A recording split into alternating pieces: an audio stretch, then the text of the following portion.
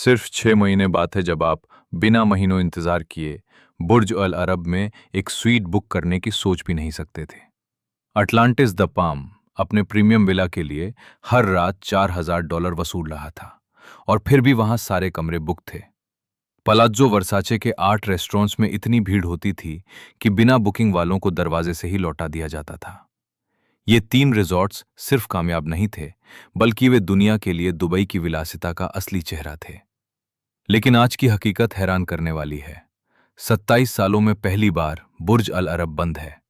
पास का Armani hotel भी बंद हो चुका है। पलाज़्ज़ो वर्साचे की मेजें खाली हैं और अटलांटिस द पाम में नाम मात्र की रौनक बची है।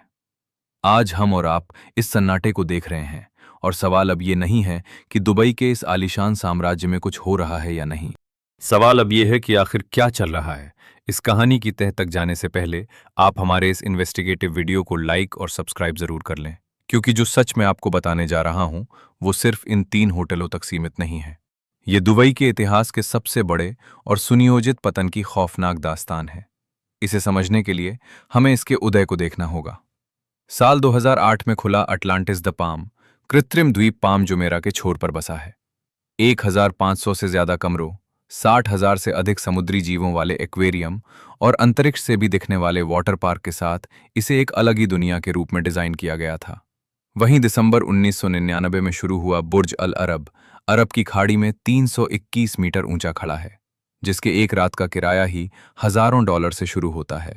और फिर साल 2016 में आया पलाज़्ज़ो वर्साचे, जिसमें 215 कमरे, 169 आलीशान घर, 8 बेहतरीन रेस्टोरेंट और एक ऐसी बेजोड़ खूबसूरती थी जिसकी नकल शहर में कोई नहीं कर सकता था।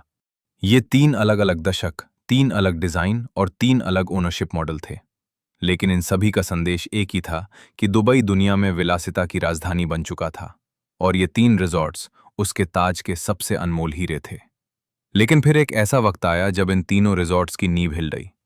28 फरवरी 2026 को खाड़ी क्षेत्र में तनाव अचानक बहुत बढ़ गया। कुछ ही दिनों के भीतर संयुक्त अरब अमीरात यानी यूएई की तरफ 2,400 से ज्यादा मिसाइलें और ड्रोन दागे गए, जिनका निशाना वहां के हवाई अड्डे, बंदरगाह, बड़े आलीशान होटल और रिहायशी इलाके थे। सरकारी अधिकारियों ने दावा किया कि 90% से अधिक हमलों को हवा में ही नाकाम कर दिया गया था। दुबई के लग्जरी इंफ्रास्ट्रक्चर को कोई बड़ा नुकसान नहीं पहुंचा था। आलीशान इमारतें वैसी ही अडिग खड़ी रहीं जैसी उन्हें बनाया गया था। सारे काम सामान्य रूप से चलते रहे और सुरक्षा के बड़े बड़े आश्वासन जारी किए गए। कागजों पर तो सब कुछ नियंत्रण में दिख रहा था, लेकिन सरकारी बयानों में वो कड़वा सच छिपा लिया गया जो हम आपको बताने जा रहे हैं। लग्जरी टूरिज्म में आलीशान इमारतें कभी असल मुद्दा होती ही नहीं हैं, बल्कि उनके पीछे की जो कहानी लोगों को बेची जाती है वो सबसे अहम होती है। फरवरी 2026 के आखिर में वही कहानी बिखर गई। अब जरा ध्यान दीजिए कि आगे क्या हुआ। इमारतों को कुछ नहीं हुआ था, लेकिन वहां रहने वाले लोग गायब हो गए। चारों तरफ सिर्फ खौफनाक सन्नाटा पसर गया था। साल 2025 में 95.2 मिलियन यात्रियों को संभालने वाला दुनिया का सबसे व्यस्त दुबई इंटरनेशनल एयरपोर्ट अचानक ठप हो गया और हजारों उड़ानें रद्द कर दी गईं। शुरुआती हफ्तों में हजारों सैलानी फंस गए, जिन्हें विशेष उड़ानों से निकाला गया। एमिरेट्स एयरलाइंस का शेड्यूल बहुत सीमित हो गया। बुकिंग फर्म वेगो के अधिकारी मामून हमीदान ने बताया कि होटलों की ऑक्यूपेंसी गिरकर सिर्फ 15 से 20% रह गई। एयरबीएनबी के आंकड़ों के मुताबिक 28 फरवरी और 29 मार्च के बीच यूएई में 2,26,500 बुकिंग रद्द हुई। अटलांटिस द पाम को इसका झटका तुरंत लगा, जो अंतर्राष्ट्रीय सैलानियों पर निर्भर था। अचानक मेहमानों का आना बंद हो गया। खाली पड़े सनबाथ कैबिन, वीरान वाटर पार्क और आधे भरे हुए रेस्तोरें, जहां कभी हफ्तों पहले रिजर्वेशन कराना पड़ता था। इस रिजॉर्ट ने अपने दरवाजे तो खुले रखे, क्योंकि उसके पास कोई और रास्ता नहीं था। लेकिन वो रौनक और ऊर्जा जो इस जगह की असली पहचान थी, वो गायब हो चुकी थी। एमिरेट्स की उड़ानों से उतरकर एक जादुई दुनिया में कदम रखने वाले सैलानियों का तांता अब टूट चुका था। वहीं बुर्ज अल अरब को तो इससे भी बड़े सदमे का सामना करना पड़ा। अप्रैल 2026 में इसके ऑपरेटर जुमेरा ने पुष्टि की कि ये होटल 18 महीने के जीर्णोद्धार कार्यक्रम के लिए पूरी तरह बंद रहेगा और जून 2027 तक कोई बुकिंग नहीं होगी। अपने 27 साल के शानदार इतिहास में इस होटल के पूरे बंद होने का यह पहला मौका था। सरकारी बयान में इसे फ्रांसीसी आर्किटेक्ट ट्रिस्टन ओवर की देखरेख में रेनोवेशन बताया गया ताकि होटल की विरासत बची रहे। ये सच है कि 27 सालों बाद जीर्णोद्धार की जरूरत थी, लेकिन टाइमिंग पर ध्यान दीजिए।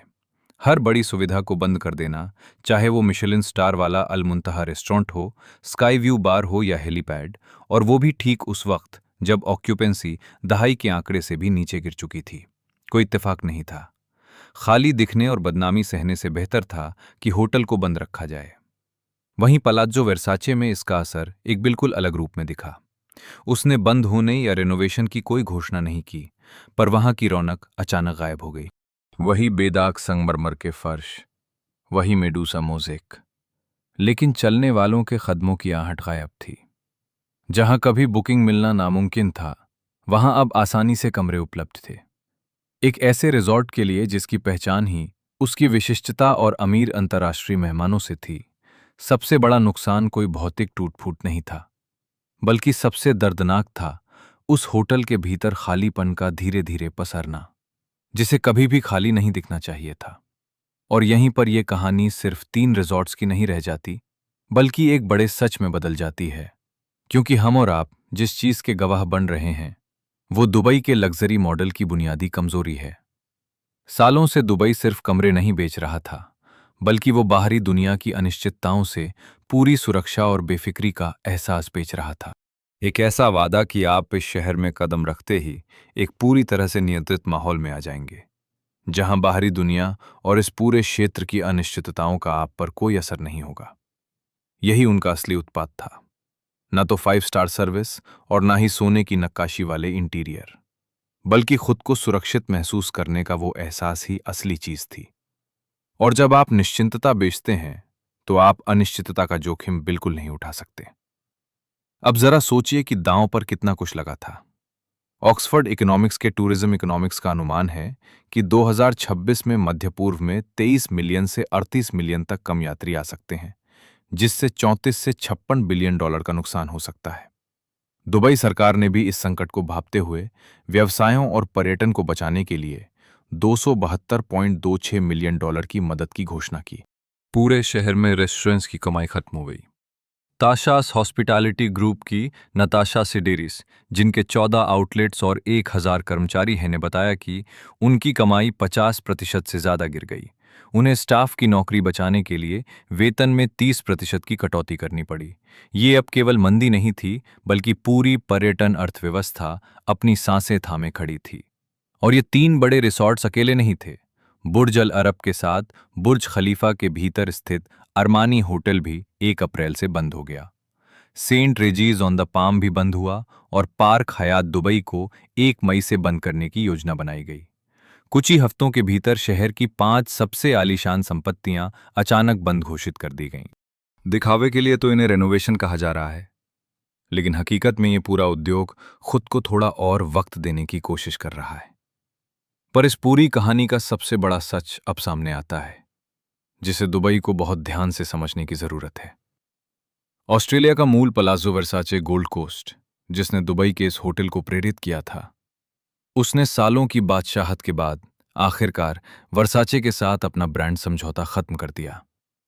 अब उसे हिल्टन के LXR hotels and resorts collection के तहत एक नई पहचान दी जा रही है। इमारत वही है, जगह भी वही है, लेकिन ब्रांड पूरी तरह बदल गया है।